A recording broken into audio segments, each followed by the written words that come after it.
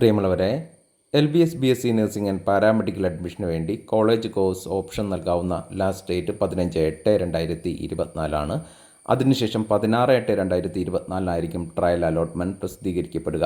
ഒരുപാട് വിദ്യാർത്ഥികളും രക്ഷിതാക്കളും ഫോൺ വഴിയും വാട്സപ്പ് വഴിയും അതുപോലെ തന്നെ കമൻറ്റ് ബോക്സ് വഴിയും ചോദിക്കുന്ന പ്രധാനപ്പെട്ട 2 സംശയങ്ങൾക്കുള്ള മറുപടിയാണ് ഈ ഒരു ചെറിയ വീഡിയോയിൽ.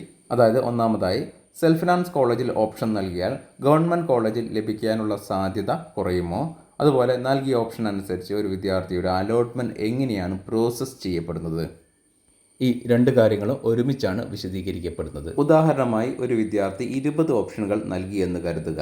അതിൽ 1 മുതൽ 10 വരെയുള്ള ഓപ്ഷനുകൾ ഗവൺമെൻറ് കോളേജുകളും 11 മുതൽ 20 വരെയുള്ള ഓപ്ഷനുകൾ സെൽഫ് ഫിനാൻസ് കോളേജുകളും ആണ് എന്ന് കരുതുക.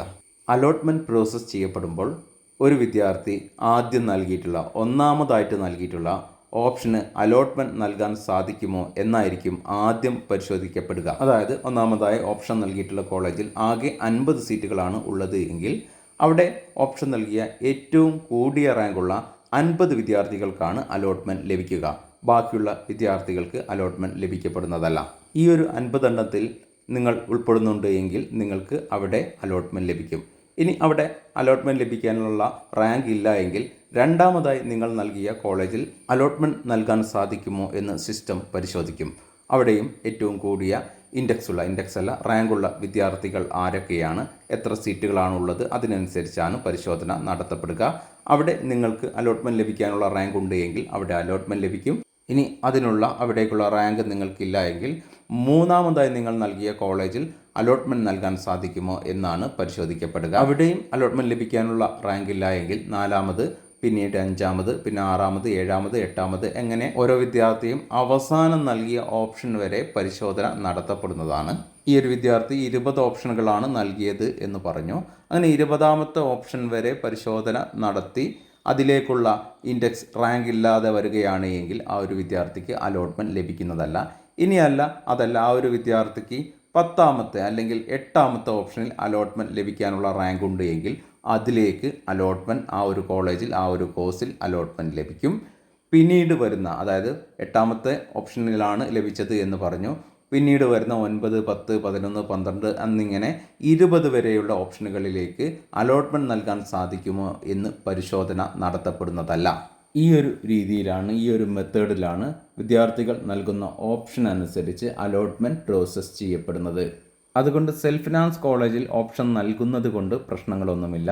നിങ്ങൾ നൽകുന്ന ഓപ്ഷൻ്റെ ഓർഡറിനാണ് പ്രാധാന്യം.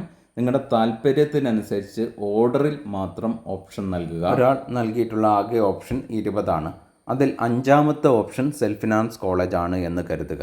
അതിൻ്റെ മുന്നിലുള്ള കോളേജുകൾ ഗവൺമെൻറ് കോളേജുകൾ, 5ാമത്തേതിന് ശേഷവും ഗവൺമെൻറ് കോളേജുകൾ വരുന്നുണ്ട് എന്ന് കരുതുക.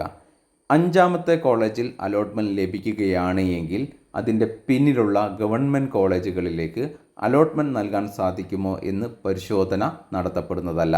അതായത്, അലോട്ട്മെൻറ്റ് പ്രോസസ്സ് ചെയ്യപ്പെടുമ്പോൾ നിങ്ങൾക്ക് ഏതെങ്കിലും ഒരു ഓപ്ഷനിൽ അലോട്ട്മെൻറ്റ് ലഭിക്കാനുള്ള റാങ്ക് ഉണ്ട് എങ്കിൽ അതിൽ ലഭിക്കും. അതിനുശേഷം നിങ്ങൾ നൽകിയിട്ടുള്ള ഓപ്ഷനുകൾക്ക് യാതൊരു പരിഗണനയും ലഭിക്കുന്നതല്ല. ആ ഓപ്ഷനുകൾ ഡിലീറ്റ് ആയിട്ട് പോകുന്നതാണ്. എന്നാൽ അതിൻ്റെ മുന്നിലുള്ള ഓപ്ഷനുകളിലേക്ക് അലോട്ട്മെൻറ്റ് നൽകാൻ സാധിക്കുമോ എന്നുള്ള കാര്യം പിന്നീടുള്ള അലോട്ട്മെൻറ്റുകളിൽ പരിശോധന നടത്തപ്പെടുന്നതാണ്. ഉദാഹരണമായി, 1ാമത്തെ അലോട്ട്മെൻറ്റിൽ 5ാമത്തെ ഓപ്ഷനിൽ അലോട്ട്മെൻറ്റ് ലഭിച്ച ഒരു വിദ്യാർത്ഥിക്ക് പിന്നീട് വരുന്ന 2nd, 3rd അലോട്ട്മെൻറ്റിൽ അതിൻ്റെ മുന്നിലുള്ള ഓപ്ഷനുകളിലേക്ക് അലോട്ട്മെൻറ്റ് നൽകാൻ സാധിക്കുമോ എന്ന് പരിശോധന നടത്തപ്പെടുന്നതാണ്.